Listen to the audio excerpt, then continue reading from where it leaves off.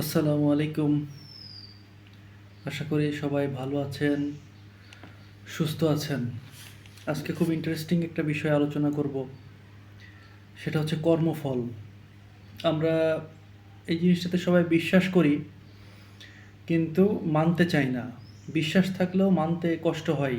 বিশেষ করে কর্মফলটা যখন নিজের উপরে এসে পড়ে, তখন বিষয়গুলো মানতে সবচেয়ে বেশি কষ্ট হয়।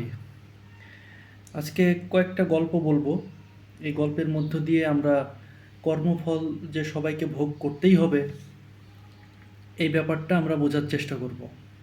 প্রথমেই আমি আমার খুব কাছের একজন শ্রদ্ধেয় শিক্ষক, আমি পড়াশোনা করেছি একটি সরকারি কলেজে।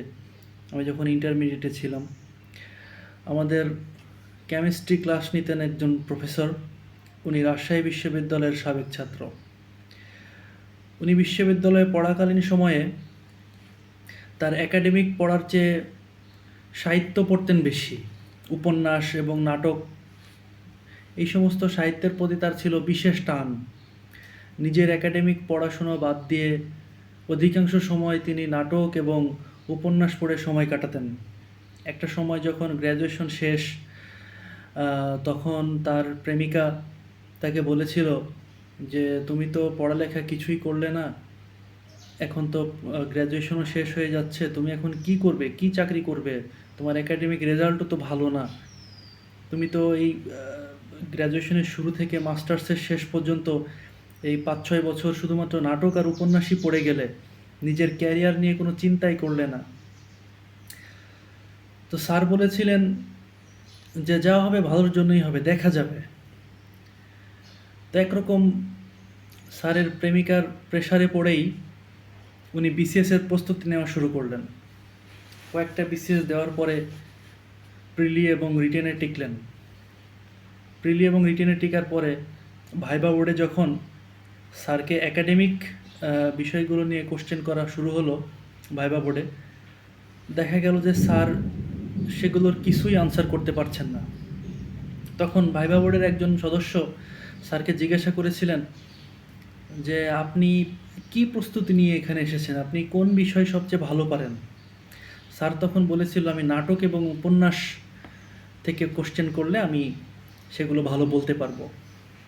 এবং স্যারের ভাষ্য অনুযায়ী স্যারকে প্রায় 25 থেকে 27 মিনিট একটানা শুধু নাটক এবং উপন্যাসের উপরে কোশ্চেন করা হয়েছিল, এবং স্যার একের পর এক তার অ্যান্সার করেছিলেন।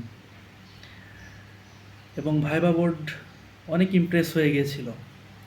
পরে একজন জিজ্ঞাসা করছে যে, আপনি নাটক এবং উপন্যাসের এত নলেজ কিভাবে আসলো?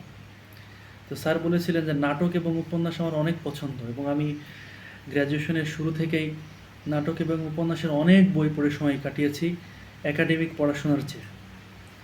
এবং স্যার পরবর্তীতে বিসিএস ক্যাডার হয়ে শিক্ষকতা পেশায় নিয়োজিত ছিলেন, এখনও আছেন।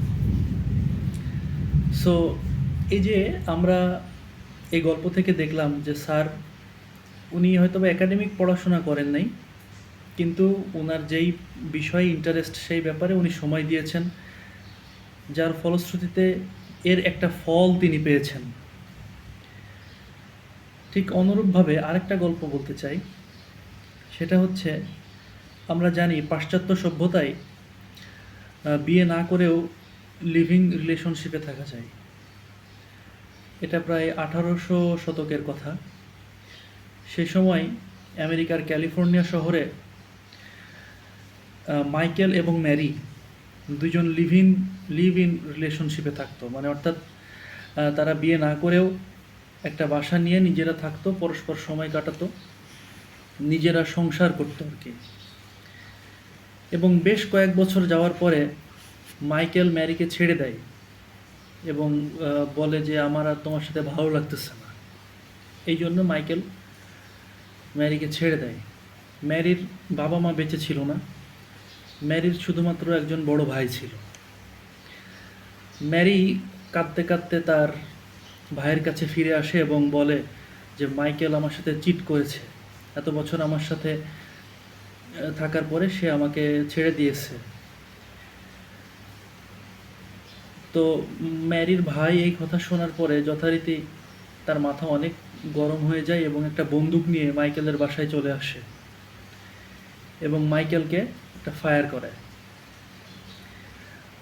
মাইকেলের কানের পাশ দিয়ে গুলিটা চলে যায়, কানের লতিটা ছিঁড়ে যায় যার জন্য, এবং প্রচুর রক্তক্ষরণের কারণে মাইকেল অজ্ঞান হয়ে পড়ে যায়।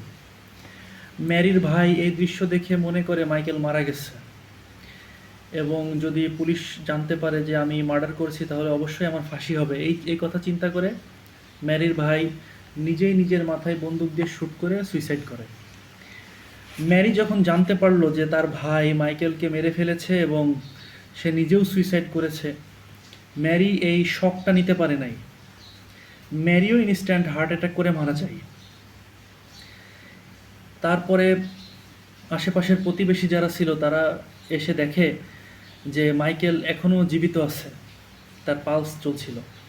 মাইকেলকে হাসপাতালে ভর্তি করানো হয় এবং কয়েক মাস ট্রিটমেন্টের পরে মাইকেল সুস্থ হয়। এরপরে কেটে যায় প্রায় 30 থেকে 40 বছর। মাইকেল এখন বৃদ্ধ। মাইকেল যে বাসায় বসবাস করতো সেই বাসাতেই সে থাকে, বাসা চেঞ্জ করে নাই। সো মাইকেল যখন চিন্তা করলো যে আমার বাসাটা এখন ছোট হয়ে গেছে, আমার এখন নাতি নাতনিরা হয়ে গেছে, আমার উচিত বাসাটা একটু বড় করার। সো মাইকেল চিন্তা করলো তার বাসাটা ভেঙে দিয়ে বাসাটা বড় করবে। মাইকেলের বাসার মাঝখানে একটা সার্কুলার কলাম ছিল। আমরা যারা ইঞ্জিনিয়ার বা তারা বুঝবেন যে বাসার মধ্যে ডেকোরেটিভ অনেক সময় সার্কুলার কলাম থাকে, যেটা লম্বা গোল আকৃতির সিলিন্ডারের মতো দেখতে। মাইকেলের বাসার সেই সার্কুলার কলামটা ছিল মার্বেল পাথরে বানানো। তো মাইকেল যখন মার্বেল পাথরের সেই কলামটি ভাঙতে থাকে, ওটা সহজে ভাঙতে চায় না, মার্বেল পাথর অনেক মজবুত শক্ত। তো সে একটা ডাইনামাইট সেট করলো মার্বেল পাথরের উপরে। মার্বেল পাথরের উপরে ডাইনামাইট সেট করার পরে একটা টাইমার সেট করে সে নির্দিষ্ট দূরত্বে সরে আসলো। একটা টাইম পরে ডাইনামাইট ব্লাস্ট হয়ে যাবে এবং সার্কুলার যে কলামটা ছিল কলামটাও ভেঙে যাবে। কলামটা যখন ডাইনামাইটের ব্লাস্টে ভেঙে গেল, ওই যে 30-40 বছর আগে ম্যারির ভাই যে গুলি চালিয়েছিল না, মাইকেলের কানের পাশ দিয়ে বের হয়ে গিয়েছিল যে বুলেটটা, সেটা ওই মার্বেল পাথরের কলামের সাথে আটকে ছিল। ডাইনামাইট যখন ব্লাস্ট করলো সাথে সাথে সেই বুলেটটাও আবার ছিটকে সে মাইকেলের মাথার এপাশ থেকে এপাশে বের হয়ে গেল, মাইকেল ইনস্ট্যান্ট মারা গেল। সো এখানে আমরা আরেকটা জিনিস দেখলাম এই গল্পের মধ্য দিয়ে, যে গুলি চলেছিল 40 বছর আগে কিন্তু মারা গেল আজ 40 বছর পরে। সো আমরা যাই করি না কেন আমাদের কর্মফল ভোগ করতেই হবে। যারা ভালো কাজ করতেছে হয়তো বা ইনস্ট্যান্ট কোনো রেজাল্ট আমাদের সামনে আসতেছে না, কিন্তু ড্যাম শিওর একটা না একটা সময় আপনি অবশ্যই আপনার রেজাল্ট পাবেন। যারা খারাপ কাজ করতেছে, নিজের সময়কে কাজে লাগাচ্ছে না, তারাও এর ফল ভোগ করবে। আমি একবার একটা ট্রেনিং সেশনে আমাদের যে ট্রেনার ছিলেন তিনি খুব মূল্যবান একটা কথা বলেছিলেন। তিনি বলেছিলেন যে সময়কে যারা কাজে লাগাচ্ছে না তারা একটা সময় খুব আফসোস করবে। জীবনের কোনো না কোনো পর্যায়ে এসে তোমাকে খুব মারাত্মক পরিশ্রম করতে হবে, হয় ক্যারিয়ারের শুরুতে, না হয় মাঝামাঝি, না শেষ জীবনে, কখনো না কখনো এসে তোমাকে খুব মারাত্মক পরিশ্রম করতে হবে। তিনি একটা ওয়ার্ড বলেছিলেন যে কুকুরের মতো পরিশ্রম করতে হবে।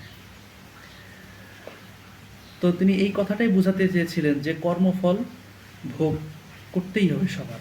ইনফ্যাক্ট আমরা যেই ধর্মেরই বিশ্বাসী হই না কেন, ইসলাম, হিন্দু, খ্রিস্টান, যে ধর্মেরই বিশ্বাসী হই না কেন, আমরা যদি আস্তিক হয়ে থাকি, যদি নাস্তিক না হয়ে থাকি, আমরা এটাও জানি যে দুনিয়াতে আমরা যে কাজ করব মৃত্যুর পরে আমাদের সেই কাজ অনুযায়ী আমাদের ফল ভোগ করতে হবে। হয় জাহান্নাম নাই জান্নাত, হয় পুরস্কার নাই তিরস্কার। সো কর্মফল ভোগ করতেই হবে। সৃষ্টিকর্তা মানুষকে আশরাফুল মাখলুকাত, সৃষ্টির সেরা জীব হিসাবে পৃথিবীতে পাঠিয়েছেন। আমরা চেষ্টা করব সৃষ্টিকর্তার এই আমানতের মূল্যায়ন করার। আমরা চেষ্টা করব নিজেদেরকে বোঝার, সময়কে কাজে লাগানোর, সঠিক কাজে নিজের সময় এবং শ্রমকে ব্যয় করার জন্য, যাতে আমাদের কর্মফলটা ভালো হয়।